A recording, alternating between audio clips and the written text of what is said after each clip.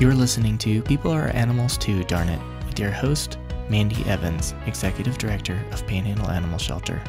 Welcome to another edition of People Are Animals Too, Darn It. This episode, we are going to talk about the high level of suicide in veterinarians. And when I told somebody that that's what we were going to do, she went, ooh, that's a touchy subject. But that's what I want to do because this is all opinions. And I'm really hoping that it's engaging enough that the people in our community that watch this and listen will provide me with feedback and what they think. Because just what I think, it doesn't mean that it's the be-all and end-all. So veterinarians, I, like many people, wanted to be a veterinarian when I was a child. I focused a lot on pretending I was a veterinarian. My poor animals had to put up with my examinations.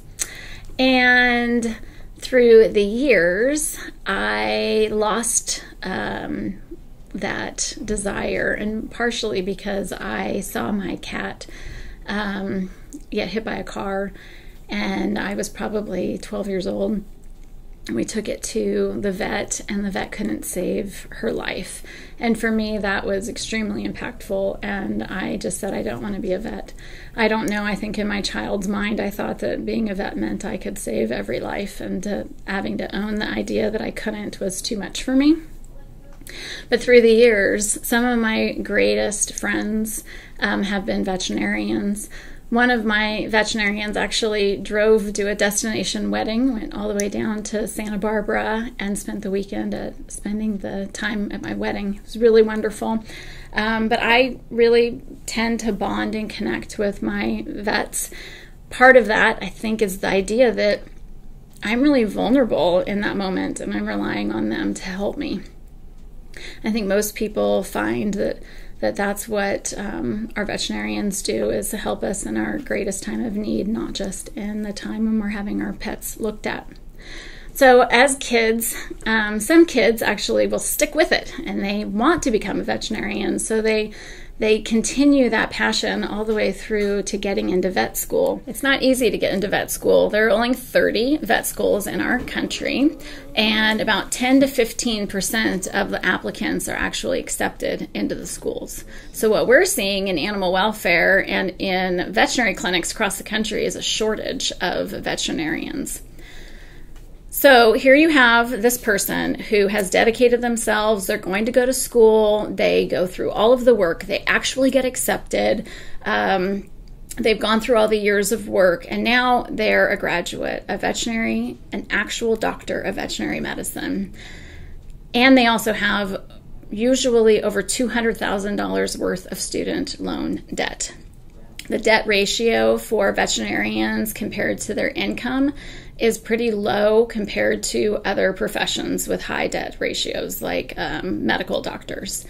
The other factors involved are medical doctors actually have insurance companies that help patients receive the care they need, where veterinarians is really reliant on the individual that is in front of them with their pet.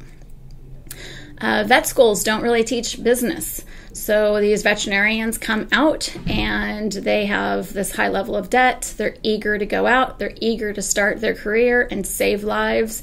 And they're really faced with a lot of challenging obstacles.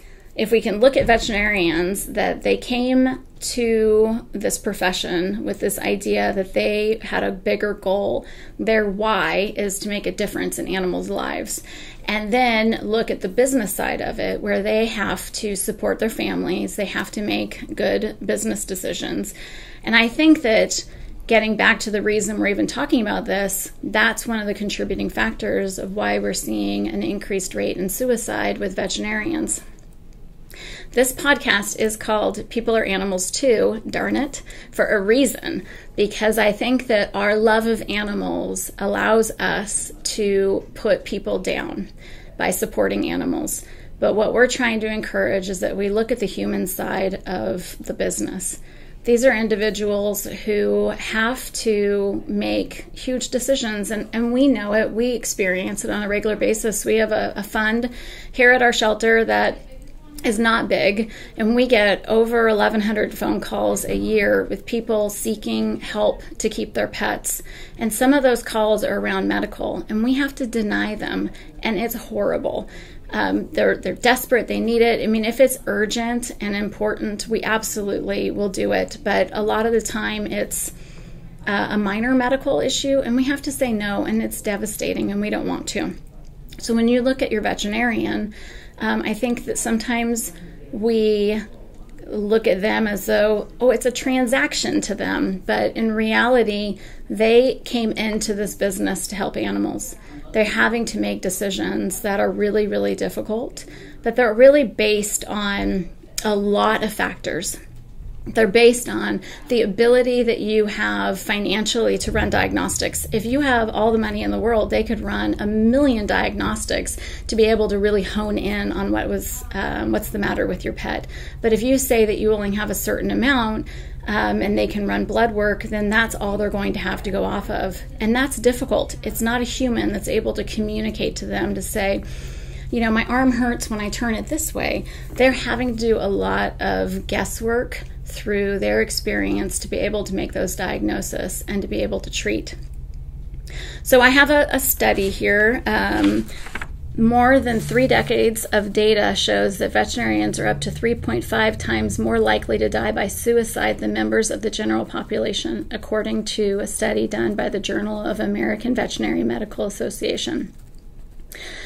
Considering that 57% of all United States households have animals, and that we have such a small amount of population of veterinarians, then that tells you that there's a huge need in our country for these vets to see and care for our animals. We want our vets to be happy and healthy, and so from our perspective, we need to support them. So I'm encouraging people to go out and hug your vet today. Unless they don't want to be hugged, because that wouldn't be appropriate.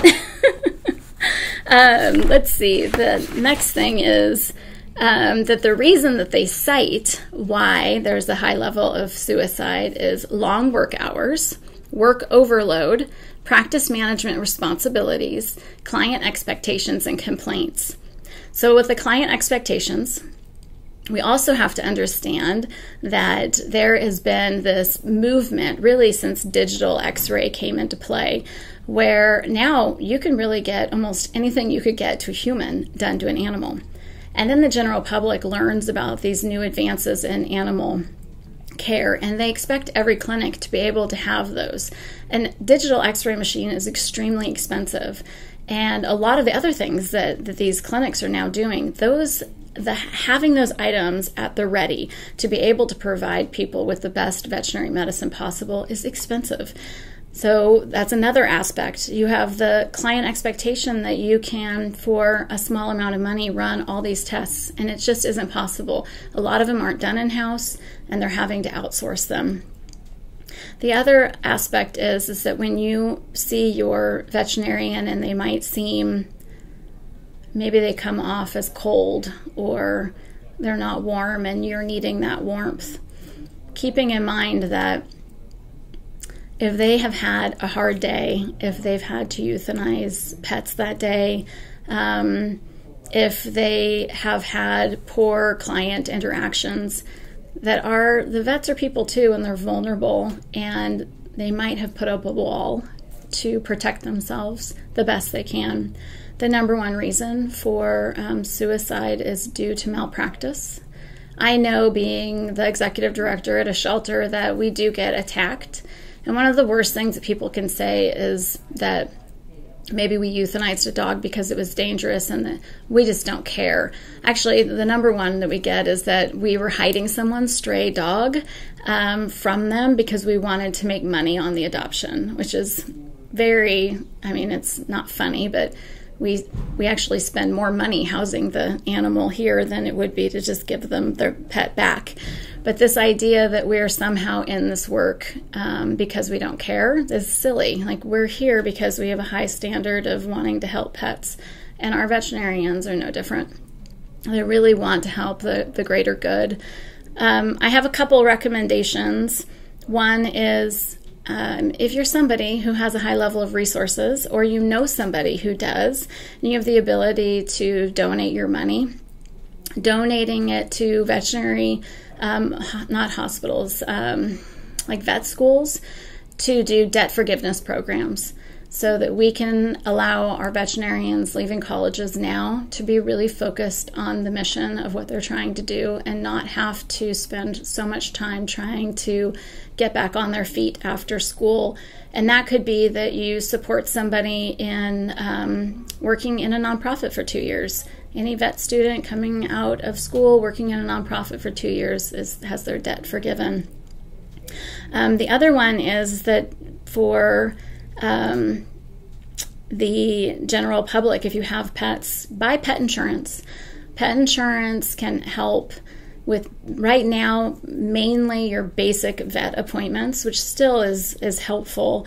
But I do believe that if we have more people buying into the pool, that the advancement in health insurance and what it will cover will help all of us.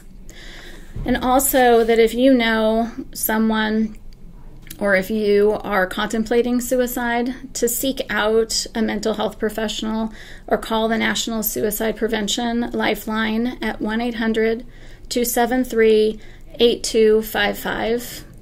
One of the themes you'll find on this podcast is that we believe strongly that it's all about connection. It's really learning from each other. That's why we want to hear from you and your comments.